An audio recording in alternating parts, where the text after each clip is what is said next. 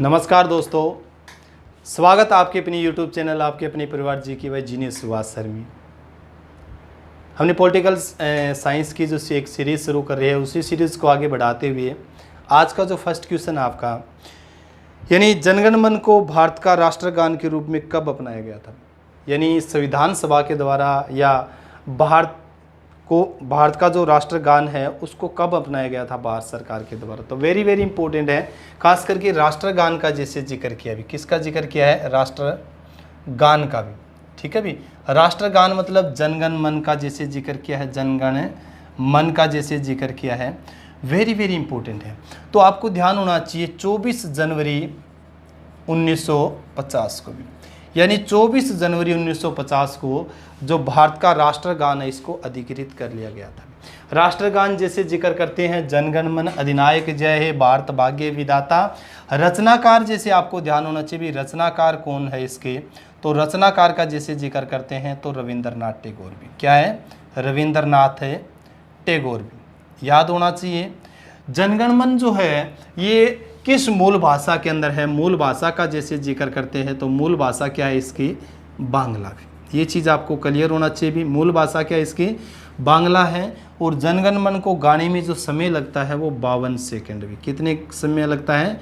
52 second का समय लगता है, याद होना चाहिए। इसके अलावा जनगण मन सबसे पहले कब गाया गया था? तो 1911 के अंदर है, कोलकाता अधिवेशन में भी। ठीक है भी, कोलकाता में भारतीय राष्ट्रीय कांग्रेस का भी, भारतीय राष्ट्रीय कांग्रेस का जो सम्मेलन हुआ था उस सम्मेलन के अंदर 1911 में सबसे पहले क्या गया था? आपका राष्ट्रीय गान गाया गया था। गाया गया 1911 में, परंतु भारत सरकार द्वारा अपनाया गया था कब? 24 जनवरी 1950 को भी। ये चीज़ आपको क्लियर होना चाहिए। यानी अपनाया कब गया था? 24 जनवरी 1950 को। रचनाकार कौन है इसके? रविंद्रनाथ टैगोर। यानी रविंद्रनाथ टैगोर के पिता का नाम जैसे जिक्र करें देवेंद्रनाथ टैगोर है। और रविंद्रनाथ टैगोर ने भारत ही नहीं, भारत के पड़ोसी देश बांग्लादेश का भी क्या लिखा? राष्ट्रीय गान लिखा है। ठीक है, राष्ट्रीय गान जैसे बांग्लादेश का ओनार सोमार बांग्ला का जैसे जिक्र करते हैं। बांग्लादेश 1971 में एक अलग देश बनने के उपरांत उसने क्या है? रविंद्रनाथ टैगोर द्वारा लिखा ओमार सोनार बांग्ला, इसी को क्या किया? अपना राष्ट्रीय गान बनाया। तो ये चीज़ आपको क्लियर होना चाहिए। इसके साथ साथ आपको ये भी ध्यान होना चाहिए, जैसे जिक्र कर रहे थे मूल भाषा क्या है इसकी? बांग्ला है। ये चीज़ भी आपको क्लियर होना चाहिए। ये रविंद्रनाथ टैगोर वही है जिनको 1913 के अंदर क्या मिला था? नोबेल प्राइज मिला था भी, यानी नोबेल पुरस्कार मिला था। किस क्षेत्र में? साहित्य में।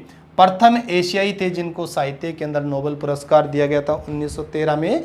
गीतांजलि पुस्तक जो इनकी थी उसके ऊपर आपको मैंने बहुत बार इस क्वेश्चन के बारे में चर्चा करी है, जो नोबेल पुरस्कार जो दिया गया। अब आपको ध्यान होना चाहिए जनगण मन के साथ ही 24 जनवरी 1950 को भारत में आपको ध्यान होना चाहिए राष्ट्रीय गीत भी अपनाया गया था भी। क्या अपनाया गया था? राष्ट्रीय गीत भी। तो राष्ट्रीय गीत जो अपनाया गया था वो कब अपनाया गया था?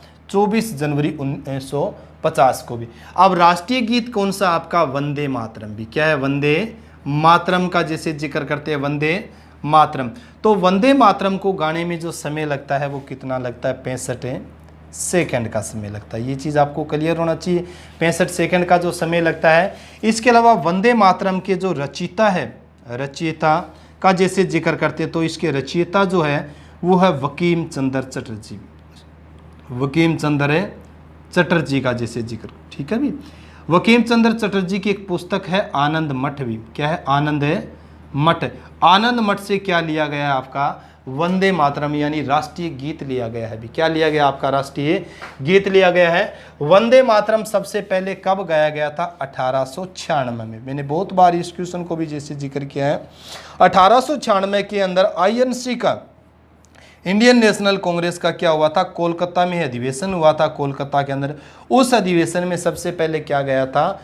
वंदे मातरम गाया गया था, राष्ट्रीय गीत गाया गया था। ये चीज़ आपको क्लियर, हमेशा यहाँ से क्या है? राष्ट्रीय गीत और राष्ट्रीय ज्ञान से संबंधित है, आपके गान से संबंधित क्वेश्चन पूछे जाते हैं। कितना कितना समय लगता है, इनके रचनाकार कौन है, इनकी किन पुस्तकों से लिए गए हैं, मूल भाषा इनकी कौन सी है, किस अधिवेशन में गाए गए थे सबसे पहले, और कब इनको भारत सरकार ने अधिकृत किया है। इस तरीके से क्वेश्चन आपके पूछे जाते हैं। यहाँ से हमेशा आपके क्वेश्चन पूछे जाएंगे, आगे भी पूछे जाएंगे, पीछे भी पूछे गए हैं। इसके अलावा आपको ध्यान होना चाहिए 24 जनवरी 1950 को ही राष्ट्रपति का पद सृजन किया गया था भी, ठीक है भी। यानी राष्ट्रपति का जो पद है, राष्ट्रपति के पद का जैसे जिक्र करते हैं हम, राष्ट्रपति पति का पद, तो राष्ट्रपति का पद का भी सृजन कब किया गया था? 24 जनवरी 1950 को। आप सब बच्चे जानते हैं, सबसे पहले मैंने जैसे बताया भी था, पिछली जिसे वीडियो का हमने जिक्र किया था भी, भारत में पहले बंगाल के गवर्नर होते थे, फिर बंगाल के गवर्नर जनरल होते थे, जैसे वारेन हेस्टिंग का हम जिक्र करते हैं, फिर भारत के गवर्नर जनरल है, फिर भारत के वायसराय हैं। इसके बाद में जैसे भारत आज़ाद हो गया, भारत आज़ाद होने के बाद में भारत से वायसराय का पद क्या हो गया था? खत्म हो गया था, और दोबारा कौन सा पद आ गया? गवर्नर जनरल का पद आ गया था। यानी भारत आज़ाद होने के बाद में, आज़ादी के बाद कौन सा पद आ गया था? आज़ादी के बाद भारत में गवर्नर जनरल का पद आ गया था। और गवर्नर जनरल का पद कब तक रहा था? आपको ध्यान होना चाहिए 24 जनवरी 1950 तक, क्योंकि भारत आज़ाद होने के उपरांत 24 जनवरी 1950 तक कौन सा पद रहा है? भारत में गवर्नर जनरल का पद रहा है। उसके बाद में इस पद को समाप्त करके एक नए पद का सृजन कर दिया गया, और वो पद कौन सा था? आपका राष्ट्रपति का पद में, ठीक है। इसीलिए आपको ध्यान होना चाहिए, जो अंतिम गवर्नर जनरल थे भारत के, वो कौन थे? अंतिम गवर्नर जनरल श्री राजगोपालाचारी। आज़ाद भारत का जैसे जिक्र करें तो लॉर्ड माउंटबेटन, और प्रथम भारतीय और अंतिम गवर्नर जनरल का जब हम जिक्र करते हैं तो कौन थे? आपके श्री राजगोपालाचारी। ये चीज़ आपको क्लियर होना चाहिए। 24 जनवरी 1950 को इस पद को ख़त्म कर दिया था, यानी गवर्नर जनरल का पद समाप्त करके राष्ट्रपति का पद सृजन कर दिया गया था। ये चीज़ आपको, तो 24 जनवरी 1950 को आपको 3 घटनाएं पढ़नी है। राष्ट्रीय गीत अपनाया गया था, राष्ट्रीय गान अपनाया गया था, और राष्ट्रपति का पद का क्या किया गया था? सृजन किया गया था, राष्ट्रपति का पद बनाया गया था। ये चीज़ें आपको क्लियर होना चाहिए। यही क्वेश्चन थे आपके, जैसे जिक्र कर रहे थे, इतने क्वेश्चन आपके रिपीट होते हैं। नेक्स्ट जो आपका क्वेश्चन दिया हुआ है, ये भी बहुत इंपॉर्टेंट है। यहां से भी आपके हमेशा क्या है? अलग देखो, वैसे तो भारतीय राष्ट्रीय कांग्रेस से संबंधित ही आपका क्वेश्चन है। भारतीय राष्ट्रीय कांग्रेस का जैसे जिक्र करते हैं, वैसे तो सभी अधिवेशनों के बारे में आपको यानी 1885 में भारतीय राष्ट्रीय कांग्रेस की जब स्थापना हुई, उससे लेके और भारत आज़ाद हुआ तब तक के भारतीय राष्ट्रीय कांग्रेसों के हर एक अधिवेशन के बारे में आपको जानकारी होनी चाहिए। किस अधिवेशन के अंदर कौन अध्यक्ष रहे हैं, कहाँ पर हुआ था, ये सब जानकारी आपको होनी चाहिए इनके बारे में। तो एक क्वेश्चन क्या दिया हुआ है? भारत की स्वतंत्रता के बाद भारतीय राष्ट्रीय कांग्रेस को एक राजनीतिक दल के रूप में भंग कर दिया जाना चाहिए, ये किसने कहा था भाई? ठीक है भाई, वेरी वेरी इंपॉर्टेंट है। यानी भारत की स्वतंत्रता के बाद भारतीय राष्ट्रीय कांग्रेस को एक राजनीतिक दल के रूप में भंग कर दिया जाना चाहिए, ये बात कही थी किसने? महात्मा गांधी ने। यानी आईएनसी का जैसे जिक्र कर रहे हैं, भारतीय राष्ट्रीय कांग्रेस का जिक्र कर रहे हैं, महात्मा गांधी ने कहा था भी। किसने कहा था? ये महात्मा गांधी का जैसे जिक्र करते हैं, महात्मा गांधी ने कहा था। यानी भारत क्या हो गया? स्वतंत्र हो गया अभी। अब भारतीय राष्ट्रीय कांग्रेस को एक राजनीतिक दल के रूप में भंग कर दिया जाना चाहिए, महात्मा गांधी ने ये बात की थी। आईएनसी के बारे में आपको ध्यान होना चाहिए। भारतीय राष्ट्रीय कांग्रेस का जैसे जिक्र करते हैं, भारतीय राष्ट्रीय कांग्रेस की स्थापना हुई थी 28 दिसंबर 1885 को।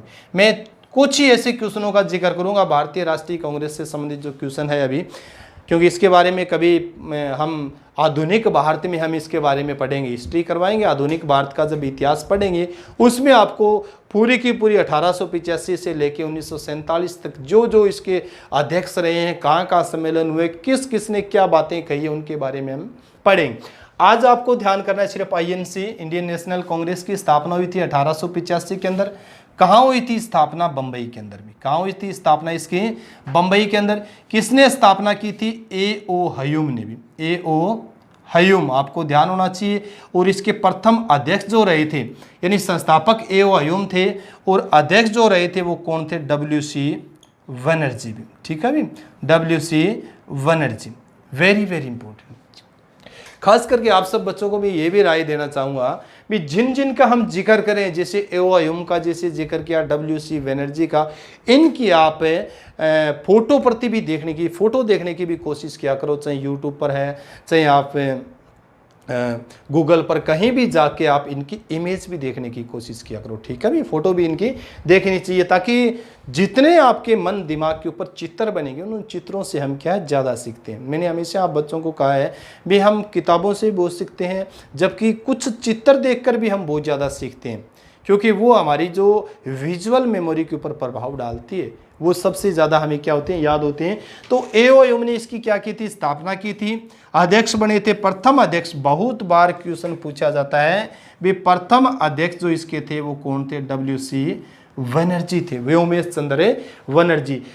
एओहयुम क्या थे, ये आपको ध्यान होना चाहिए। इटावा उत्तर प्रदेश के, इटावा यूपी उत्तर प्रदेश के क्या रहे हैं, DC भी रहे हैं, आयुक्त भी रहे हैं, आपको ध्यान, उपायुक्त का जैसे जिक्र करते हैं, ठीक है। सेवानिवृत्त क्या थे, ये अधिकारी थे, एओहयुम स्कॉटलैंड से संबंध रखते थे और इन्हीं ने भारतीय राष्ट्रीय कांग्रेस की स्थापना की थी। ये चीज क्लियर होना चाहिए। भारतीय राष्ट्रीय कांग्रेस की स्थापना, ये क्वेश्चन बहुत बार पूछा जाता है भी उस समय भारत का वायसराय कौन था भी, भारत का वायसराय कौन था भी, वायसराय। तो भारत का उस समय वायसराय था लॉर्ड डफरिन भी, लॉर्ड डफरिन।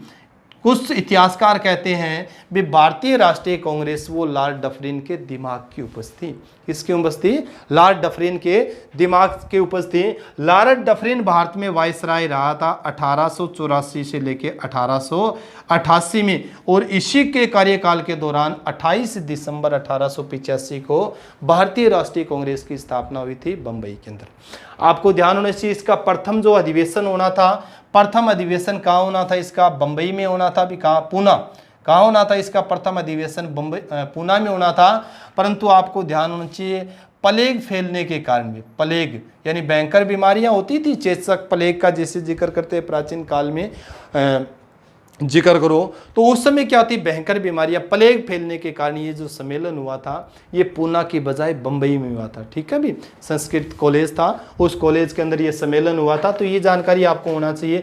इसके बाद में प्रथम अध्यक्ष पूछ लिया जाता है, दूसरे पूछ लिए जाते हैं बहुत बार भी, दूसरे का जैसे जिक्र करते हैं या वयोवृद्ध का जैसे जिक्र करते हैं, वयोवृद्ध। तो वयोवृद्ध जो इसके अध्यक्ष रहे हैं वो दादा भाई नारोजी रहे हैं भी, दादा भाई नारोजी, वेरी वेरी इंपॉर्टेंट है। दादा भाई नारोजी भारतीय राष्ट्रीय कांग्रेस के 3 बार अध्यक्ष रहे हैं भी। 1886 का जिक्र करोगे, 1893 का जैसे जिक्र करोगे और 1906 का जैसे जिक्र करो। यानी दादा भाई नारोजी ने भारतीय राष्ट्रीय कांग्रेस की कितनी बार अध्यक्षता की है, वो 3 बार अध्यक्षता की है। जैसे जिक्र करो 1886 में, 1893 में और 1906 के अंदर। इसके अलावा कई बार क्वेश्चन रिपीट हुआ भी, पारसी जैसे जिक्र करते हैं भी, जैसे मुस्लिम पूछते हैं ना, अंग्रेज कौन था, मुस्लिम कौन था, इसी तरीके से ये भी पूछा जाता है भी भारतीय राष्ट्रीय कांग्रेस के प्रथम पारसी अध्यक्ष कौन थे भी, पारसी अध्यक्ष, क्योंकि पारसी समुदाय से संबंध रखते थे दादा भाई नारोजी, जिसको भारत का वयोवृद्ध पुरुष भी कहा जाता है। ये चीज आपको क्लियर होना चाहिए। तो पारसी, इसके बाद में और भी कई तरह के क्वेश्चन जैसे रिपीट होते हैं। भारतीय राष्ट्रीय कांग्रेस का प्रथम मुस्लिम अध्यक्ष भी, अब मुस्लिम भी बहुत बार पूछा जाता है भी, मुस्लिम अध्यक्ष। तो मुस्लिम जो अध्यक्ष रहे हैं इसके, मुस्लिम अध्यक्ष, तो मुस्लिम जो अध्यक्ष रहे हैं वो बदरुद्दीन तेबजी, ठीक है, तेब जी, बदरुद्दीन तेबजी रहे हैं 1887 में भी। ये चीज आपको, तीसरा जो सम्मेलन हुआ है भारतीय राष्ट्रीय कांग्रेस का, उस सम्मेलन के अंदर जो रहे हैं आपको ध्यान होना चाहिए, बदरुद्दीन तेबजी जो प्रथम मुस्लिम अध्यक्ष थे भी, ठीक है, मुस्लिम अध्यक्ष थे। और इन्होंने एक नारा दिया था भी, बदरुद्दीन तेबजी ने क्या नारा दिया था, कांग्रेसी बनो भी, क्या है, कांग्रेसी बनो। बहुत बार ये क्वेश्चन भी पूछा है भी, कांग्रेसी बनो का नारा किसने दिया था, बदरुद्दीन तेबजी ने दिया था। और बदरुद्दीन तेबजी जो थे आपको ध्यान होना चाहिए 1887 के अंदर है भारतीय राष्ट्रीय कांग्रेस के प्रथम मुस्लिम अध्यक्ष रहे हैं। ये चीज आपको क्लियर होना चाहिए। और ये सम्मेलन हुआ कहाँ था, ये भी बहुत बार पूछा जाता है भी। तो ये सम्मेलन हुआ था चेन्नई के अंदर भी, 1887 में कहाँ हुआ था, ये चेन्नई के अंदर। ये चीज भी आप क्लियर कर सकते हो। WC बनर्जी का जो प्रथम जिक्र करें ये हुआ था बंबई के अंदर भी, कहाँ हुआ था आपका, बंबई के अंदर। और जैसे जिक्र करें दूसरा जो हुआ था वयोवृद्ध जो रहे दादा भाई नारोजी, ये हुआ था कोलकाता के अंदर भी, कहाँ हुआ था, कोलकाता। ये सम्मेलन भी पूछे जा सकते हैं भी, संभावना होती है भी, कुछ भी पूछा जा सकता है। जीके मैंने आपको बताया है भी प्रशांत महासागर की तरह है, कहाँ से क्या क्वेश्चन पूछ ले या जो कुछ भी पूछा जा सकता है भी, ठीक है। तो एग्जामिनर के दिमाग के ऊपर डिपेंड करता है वो क्या पूछे भी। इसके अलावा जैसे मुस्लिम का जब हम जिक्र कर रहे थे, अंग्रेज का भी बहुत बार आता है भी, प्रथम अंग्रेज इसके अध्यक्ष कौन थे भी, ठीक है भी। यानी अंग्रेज, भारतीय राष्ट्रीय कांग्रेस का अंग्रेज अध्यक्ष जॉर्ज यूले, क्या थे, जॉर्ज यूले का जैसे जिक्र करते हैं।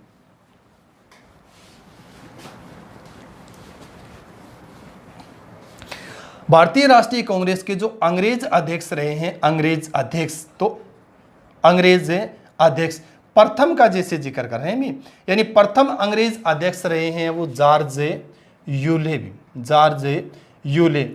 किसकी अध्यक्षता, किस सम्मेलन की अध्यक्षता की थी, चौथे की जैसे जिक्र करते हैं।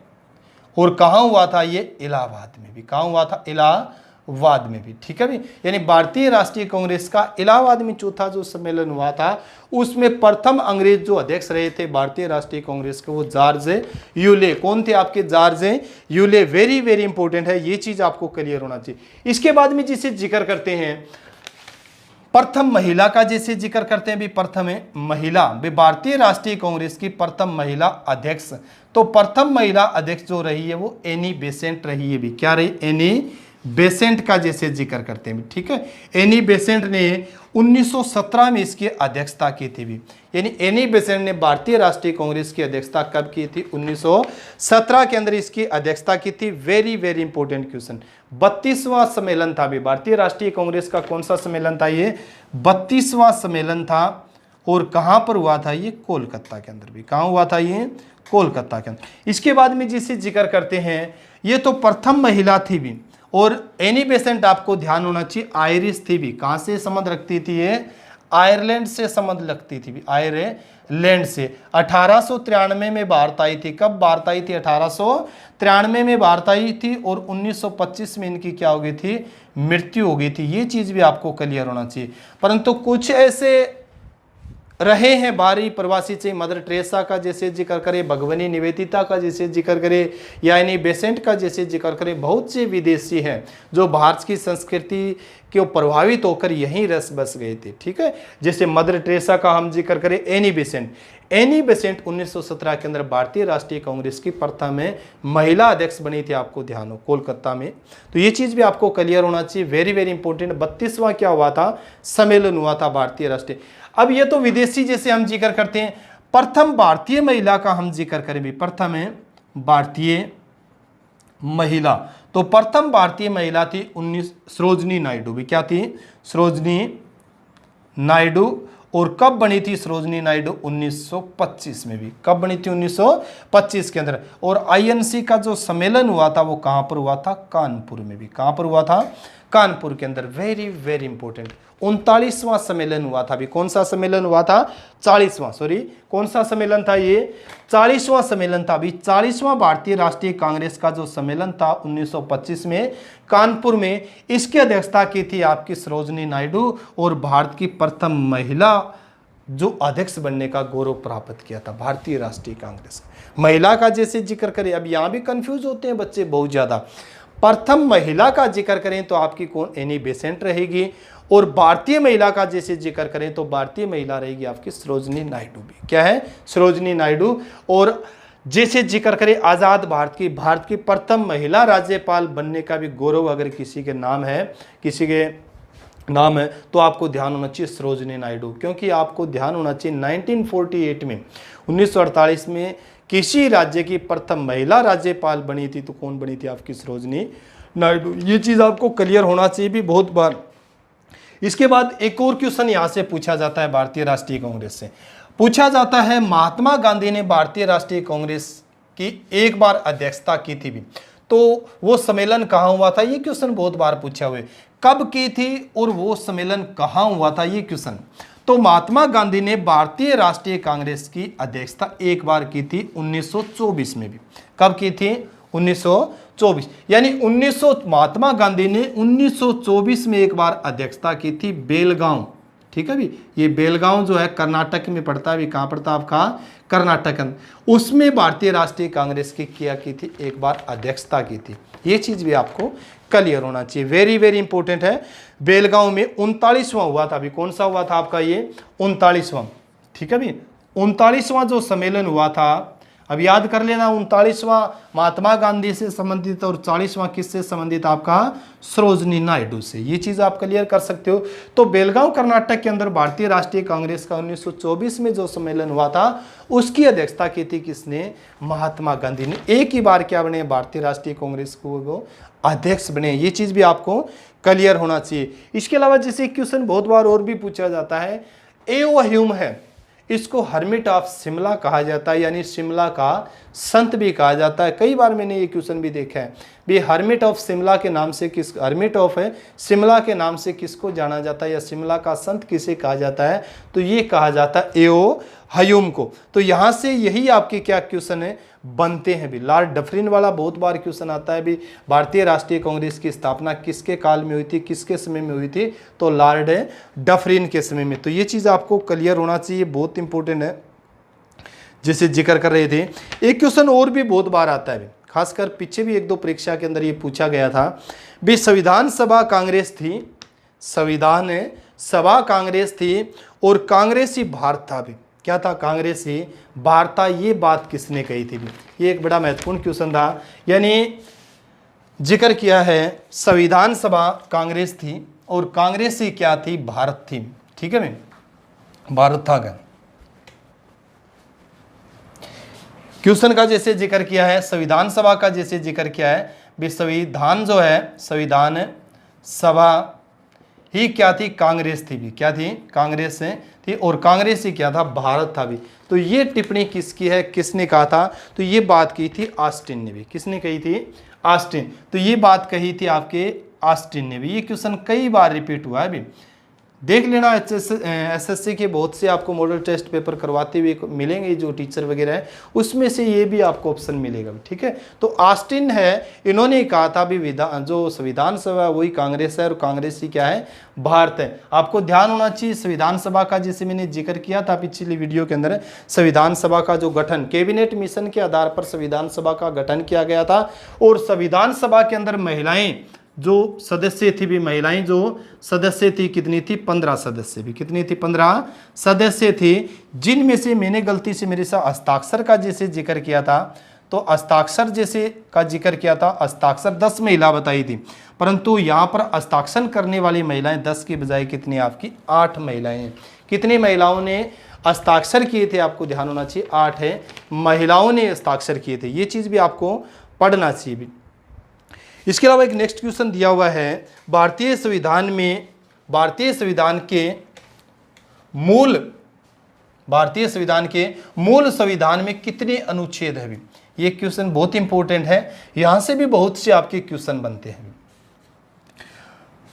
सबसे पहले तो आपको बात समझनी है इस चीज के बारे में, क्योंकि इस तरीके के जब भी क्वेश्चन पूछे जाते हैं, चाहे आपके वो मूल संविधान से पूछे जाएं, यानी अनुच्छेद से संबंधित पूछे जाएं, या सूचियों से संबंधित पूछे जाएं, अनुसूचियां जो हम पढ़ते हैं अनुसूचियों से संबंधित पूछे जाएं, या भाषाओं से संबंधित अगर किसी तरह के क्वेश्चन पूछे जाए, तो यहाँ पर क्या करते हैं, कंफ्यूज करते हैं बच्चों, ठीक है।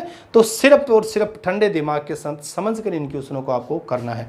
अब क्वेश्चन क्या लिखा है इन्हें, भारतीय संविधान में, भारतीय संविधान का जैसे जिक्र किया है भी, भारतीय संविधान का, भारतीय संविधान में के मूल संविधान का जैसे जिक्र किया भी, मूल संविधान, तो मूल संविधान में कितने अनुच्छेद है, कितने अनुच्छेद का जैसे जिक्र किया भी, कितने अनुच्छेद हैं।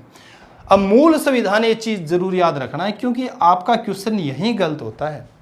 अब आपको क्लियर होना चाहिए, मूल संविधान जो आ गया है, तो मूल संविधान में 395 अनुच्छेद हैं, और आज भी आपके पास अनुच्छेद तो 395 ही है, परंतु इसमें से क, ख, ग, घ, अड़, यानी ABCD इस तरह से जोड़ के आपके पास 465 प्लस भी, कितने आपके पास 465 प्लस अनुच्छेद हैं।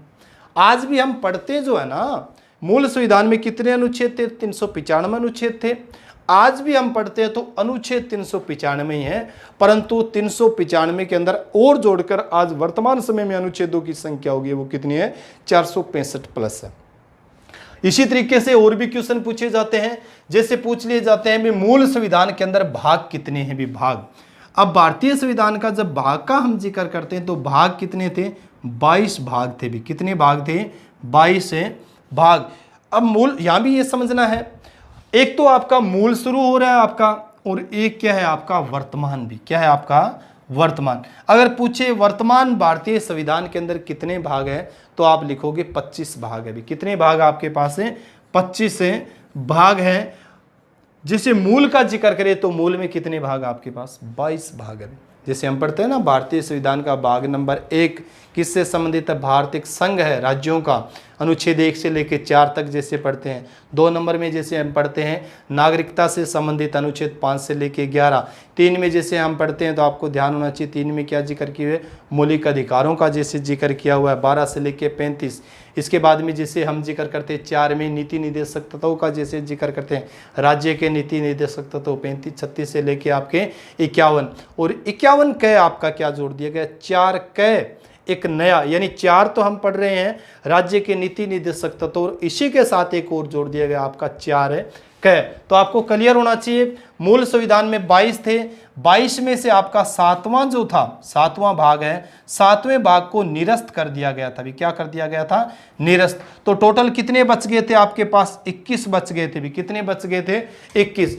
परंतु वर्तमान समय में कितने आपके पास, 25। यानी आपके जो भाग थे भारतीय संविधान में, मूल संविधान में से एक घटा दिया गया, 21 बच गए, परंतु 4 और जोड़ दिए गए हैं। जैसे मैंने जिक्र किया था 4A, 9A, 9B और 14A, ये भाग और जोड़ दिए गए थे, आपको ध्यान होना चाहिए। ठीक है, जैसे मैंने जिक्र किया था कई बार इनके बारे में, जैसे पढ़ाया भी है, क्वेश्चन इस तरह के आए हुए तो HSSC के जो मॉडल टेस्ट पेपरों का हम जिक्र कर रहे थे उस समय, तो आपको ध्यान होना चाहिए। अब 21 + 4 ये जोड़ देते हैं तो टोटल कितने हो जाते हैं वर्तमान समय में आपके भारतीय संविधान के भाग 25 हो जाते हैं। अभी कितने हो जाते हैं, भाग 25। 9A और 9B भी आपको ध्यान होना चाहिए, खासकर पंचायती राज से संबंधित। अभी किससे संबंधित, ये पंचायती राज से संबंधित। इसके अलावा यहीं से आपकी अनुसूचियां भी पूछी जाती है। अभी अनुसूचियां, यानी मूल संविधान के अंदर अनुसूचियां कितनी थी आपकी, 8 अनुसूचियां भी।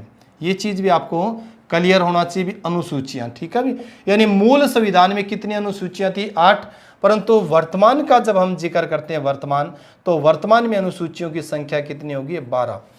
बच्चे यही कंफ्यूज होते हैं, बहुत बार मैंने इस चीज के बारे में देखा है, बच्चों को भी कंफ्यूज हो जाते हैं, वो पढ़ते नहीं। एक कहीं आ गया, उन्होंने या तो 8 पढ़ लिया या 12 पढ़ लिया, वहीं उसको गलत कर देते हैं। पूछा हुआ है मूल संविधान, तो मूल संविधान में हम 12 कर देते हैं तो गलत। वर्तमान में पूछे, वर्तमान में हम 8 कर दे तो गलत। पढ़ना है वर्तमान में 8, वर्तमान में 12 है, और मूल संविधान में कितनी थी आपकी, 8 अनुसूचियां थी। ठीक है, इसके अलावा आपको क्लियर होना चाहिए 9वीं अनुसूची जो बनी थी आपकी, भारत में प्रथम संविधान संशोधन जो हुआ था वो 9वीं अनुसूची के लिए हुआ था। विशेष उपबंध जोड़े गए थे, फिर 10वीं अनुसूची जोड़ी गई थी, जिसमें से दल बदल से संबंधित था, 11वीं पंचायती राज से, और 12वीं नगर निकाय से संबंधित थी। ठीक है, तो आपको ये चीजें क्लियर होना चाहिए। वे वर्तमान में कितनी अनुसूचियां हैं और मूल संविधान में कितनी अनुसूची, यहीं से आपके क्या ये क्वेश्चन आपके पूछे जाते हैं। इसी तरीके से यही आपके पूछे जाते हैं भी मूल संविधान में कितने अनुच्छेद हैं और वर्तमान में आपके कितने अनुच्छेद। ठीक है,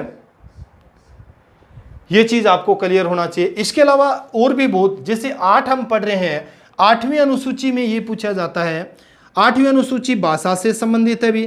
कितनी भाषा आपकी, 22 भाषाएं भी। ठीक है भी, परंतु आपको क्लियर होना चाहिए इस चीज के बारे में। अब मूल संविधान वाली भाई बात आ गई भी, मूल संविधान में कितनी भाषाएं हैं, वो 14 भाषाएं हैं। और अब का जैसे वर्तमान का हम जिक्र करें तो वर्तमान में कितनी आपकी, 22। यानी 14 में से 1 प्लस की गई थी, फिर 3 प्लस की गई थी, पर 4 प्लस की गई, टोटल अब कितनी होगी आपकी, 22 भाषाएं होगी भी। कितनी भाषाएं, 22। यानी ठंडे दिमाग के साथ इन क्वेश्चनों को आपको करना है, कंफ्यूज नहीं होना है। जितना आप कंफ्यूज होगे उतनी गलत करने की आपकी संभावना बढ़ जाती है। आपको मूल संविधान से पूछिए तो आप 14 भाषा लिखोगे, फिर आपको ध्यान 1967 में सिंधी जोड़ी गई थी, फिर 3 जैसे कोंकणी का, जैसे नेपाली का जिक्र करते हैं, मणिपुरी का जैसे जिक्र करते हैं, उसके बाद में 4 फिर बोडो, संथाली, डोगरी, मैथिली का जैसे जिक्र करते हैं। तो वर्तमान समय में 22 भाषाएं हैं। ये मूल संविधान में 22 नहीं थी, मूल संविधान में तो 14 थी। इस तरीके से आपको इन क्वेश्चनों का आपको जवाब देना, इन क्वेश्चनों को आपको करना है। तो आज की क्लास में हम इतना ही। नेक्स्ट क्लास में और नेक्स्ट जो क्वेश्चन आपके उनके बारे में चर्चा करेंगे। इसी के साथ सभी बच्चों को जय हिंद, जय भारत।